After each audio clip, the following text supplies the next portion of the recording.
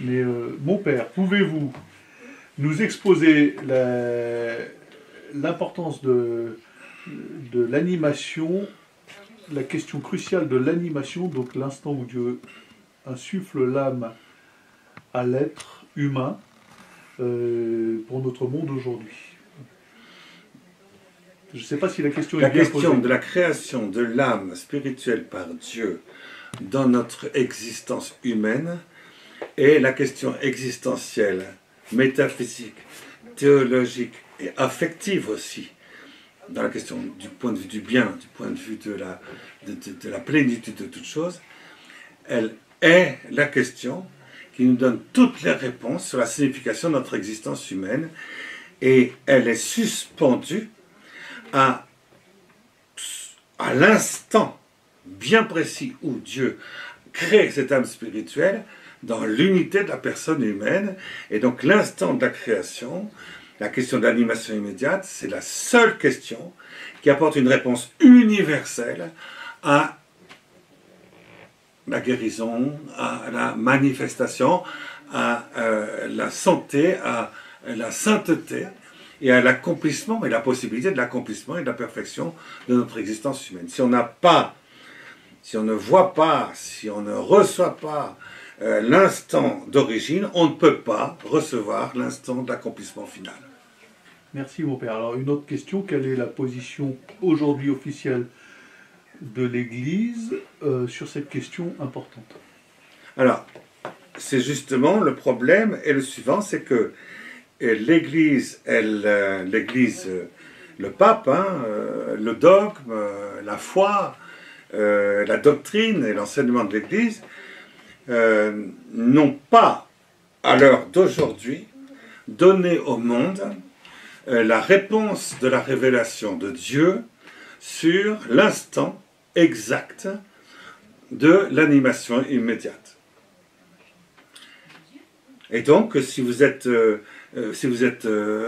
vous intéressez à ce que dit l'Église catholique, vous vous intéressez à ce que dit Jésus, à ce que dit la Bible, eh bien, vous n'avez aucune réponse sur l'instant exact où Dieu est en train de créer l'âme spirituelle dans le processus embryonnaire. Cette réponse n'est pas donnée par l'Église. D'accord. Alors, pouvez-vous préciser cette notion d'animation immédiate? L'animation immédiate c'est une manière de parler. Il y a deux mots, animation immédiate. Et beaucoup de prêtres, énormément de théologiens, énormément, l'immense majorité des croyants, qui sont chrétiens, disent, voilà, si l'Église proclame l'animation immédiate, ça nous suffit. Mais seulement, le problème est le suivant, c'est que l'animation immédiate, c'est une expression qui veut pas dire, qui n'indique pas du tout le moment, l'instant exact, où Dieu crée l'âme spirituelle dans un embryon. Elle dit simplement, l'animation immédiate, c'est une expression qui a été donnée par le pape Pie XII dans une encyclique dogmatique, donc à portée dogmatique, que l'âme, elle est créée par Dieu sans médiation immédiate, sans médiation immédiatement. Il n'y a aucun intermédiaire entre Dieu et moi quand je suis créé par Dieu. Aucun intermédiaire. Mais ça ne me dit pas du tout, pas du tout, à quel instant il le fait. Parce que si c'est au 2e mois après la conception, si c'est 2 mois, après la fécondation, autant pour moi, si c'est 15 jours après la fécondation, ou si c'est au 9e mois après la fécondation, l'Église ne le dit pas. L'Église ne dit pas si c'est 9 mois après la fécondation, si c'est 2 mois après la fécondation, ou si c'est 20 heures après la fécondation, avant qu'il y ait la première sessiparité cellulaire.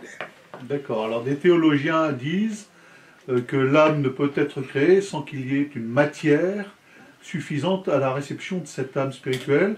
Donc il faut au moins un cerveau, des cellules... Certains théologiens, certains philosophes, certains métaphysiciens concluent, puisque l'Église ne parle pas, nous allons dire notre version de métaphysique de la dignité de la personne humaine dans son principe primordial, c'est-à-dire dans sa dignité de personne, dans son unité, dans son alpha et dans son oméga. Et ils vont dire, eh ben, il faut attendre qu'il y ait un cerveau, parce que si je réfléchis pas, si j'ai pas de pensée, je peux pas être un être humain.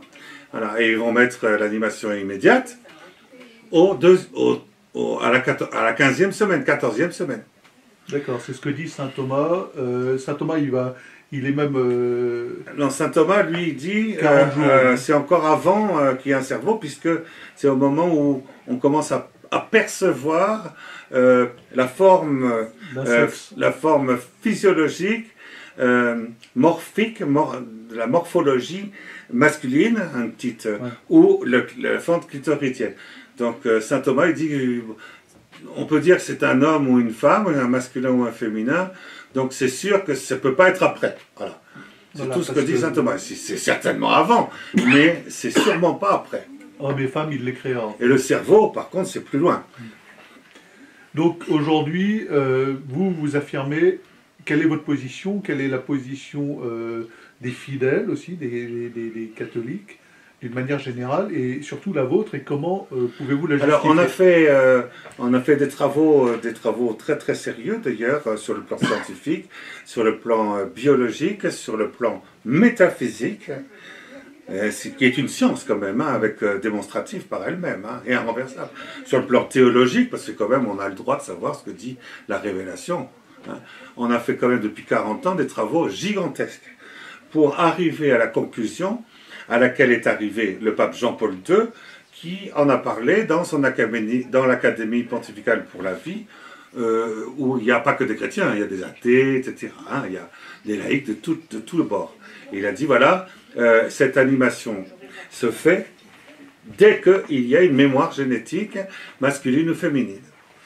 Dès le génome. C'est au moment de l'apparition du génome que Dieu crée l'âme spirituelle. Il a dit ça le 24 février 1998. Mais ce n'est pas un dogme, puisqu'il en a parlé comme ça, comme étant voilà, une opinion, mais il a dit en même temps, donné une encyclique qui s'appelle Evangelium Vitae, et qui dit on peut être chrétien, on peut être catholique, et ne pas croire que c'est dès le génome que Dieu crée l'âme spirituelle. On peut dire que c'est quand il y a un cerveau, ou bien même à la naissance.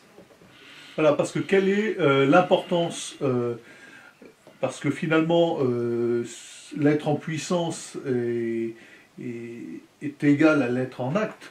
Donc, quelle est l'importance d'affirmer que l'animation se passe au génome, donc 14 heures, en gros, en moyenne, après la fécondation. Quelle est l'importance de cette affirmation? Qu'est-ce que ça changerait dans le regard de l'humanité sur la vie, sur l'être humain? Eh bien, c'est très simple. Aujourd'hui, on se trouve dans ce mois de septembre, octobre, novembre, décembre de l'année 2020, et on voit que la loi, par exemple, de bioéthique, se propose de dire que c'est pas après la 15e semaine, ce n'est pas après le 3e mois, ce n'est pas après le 8e mois, qu'on a droit de vie et de mort sur l'inexistence de la dignité humaine dans un enfant embryonnaire. Il dit, voilà, c'est jusqu'à la naissance. Donc pour la première fois, jusqu'à aujourd'hui, jusqu'à ces semaines-ci, ces jours-ci où nous sommes, où le pape crée une encyclique tutti fratelli, nous sommes tous frères parce que nous avons un seul papa, un seul créateur. Et c'est au jour où il proclame cette encyclique que le même jour, eh ben, on fait des lois pour dire non, il n'y a plus une dignité jusqu'à tel moment, et après, avant, elle n'y est pas. Là, il n'y a pas de dignité, là, il y a. Pour la première fois dans l'histoire de l'humanité, on dit de la conception, c'est-à-dire du génome, jusqu'à la naissance, 9 mois, tout ça en bloc, n'est pas divisé en deux. Tout ça en bloc, eh bien, n'a pas de dignité humaine, n'a aucun droit. C'est tout à fait différent que quand on disait vous pouvez faire l'avortement, considérer que c'est un amas cellulaire, encore pendant 14 semaines ou 12 semaines. C'est totalement différent parce que pendant... Ah oui, mais le reste du temps, attention, là, c'est là, vous touchez à quelque chose de très, très sacré, très précieux. Parce que là, aujourd'hui, on est en train de dire que les 9 mois d'un être humain, nos 9 premiers mois dans le ventre maternel, nos 9 premiers mois, ne sont rien. Autant à la conception, à l'arrivée du génome, que 9 mois après. Donc c'est tout un bloc qui est pulvérisé pour dire que nous n'avons aucune dignité humaine dans l'acte créateur de Dieu et dans la maternité et dans la génération humaine. Donc nous ne sommes donc pas plus, donc on peut le retirer. Et si on peut le retirer, c'est qu'on n'est pas plus qu'un lapin, on n'est pas plus qu'un éléphant, on n'est pas plus qu'un petit chien, on n'est pas plus qu'un vermisseau. Alors mon père, là, j'objecte, vous me permettez, une objection, que répondre à ces gens-là, puisque dans leur optique, c'est pas jusqu'à l'instant de la naissance et 9 mois de grossesse, c'est l'ensemble de la vie, puisqu'ils en appellent à l'euthanasie. Bien entendu, s'il n'y a aucune dignité humaine pendant les 9 mois où Dieu est présent, la mémoire de Dieu est présente, la mémoire aussi spirituelle, angélique, de l'inscription dans le livre de la vie, de l'accomplissement de la fin, n'est pas présent, si tout ça n'existe pas, toute ma vie humaine n'a aucune signification, et donc je peux mettre du Rivotril pour supprimer les vieux, puisqu'ils arrivent à un état qu'ils n'ont aucune dignité non plus. Voilà. Et c'est sûr que toute la vie humaine, du coup, a perdu toute sa dignité. L'humanité, donc, est tombée dans une déchéance. Elle a une dignité égale au néant. Alors, qu'est-ce que ça changera dans cette civilisation qui nie l'âme Si le pape proclame l'animation immédiate, il y aura au moins une personne sur la terre qui proclamera, non, s'il n'y en a qu'un qui doit proclamer que l'homme a une dignité sacrée au-dessus de l'animal, s'il y en a un qui le dit, ça suffira et alors, à sauver l'universalité de cette espèce de silence, de mort sur l'autorisation que le démon, il faut bien le dire, mais enfin bon, si on n'est pas chrétien, même les gens qui ne sont pas chrétiens savent que le démon existe, hein, parce que, bon, que le démon et leurs affidés, et ses affidés, ils proclament qu'ils rentrent dans toute la dignité embryonnaire, ils peuvent rentrer dans la conception de l'être humain, dès le premier génome, pour que l'humanité tout entière leur appartienne à eux, et surtout pas à Dieu. Donc le moment est venu, ça ne peut pas être dans 1 an ou dans 5 ans, le moment est venu pour le pape de dire non, s'il n'y en a qu'un qui peut l'exprimer, je serai celui-là, je proclame l'animation immédiate. C'est le moment. Et ici, on voit diverses personnes qui proclament, qui crient dans des vidéos, dans des lettres, etc., des lettres ouvertes au Saint-Père en disant « Proclamez l'animation immédiate, c'est l'heure, c'est maintenant qu'il faut le faire. » L'animation immédiate au génome. L'animation immédiate. Alors, quand on veut préciser, quand on dit « Je fais une lettre ouverte au Saint-Père, je pousse un cri, qui n'est plus silencieux pour dire le pape doit proclamer son animation immédiate, eh ben, on ne lui demande pas de faire quelque chose que le pape a déjà proclamé depuis Humani Generis, hein, donc depuis les années 40. Donc, non, on lui demande de proclamer quelque chose de beaucoup plus précis, c'est que c'est la mémoire incarnée spirituelle de l'homme qui fait toute sa dignité, qui fait qu'il est dans une unité vivante, lumineuse, et qu'il a la même dignité que la ressemblance de Dieu lui-même, sans voile. Alors, que répondez-vous si l'Église ne le dit pas, eh ben, si l'Église ne le dit pas, si le pape ne le dit pas, eh ben, l'humanité va continuer sa progression, mais alors asymptotique, dans l'anéantissement total.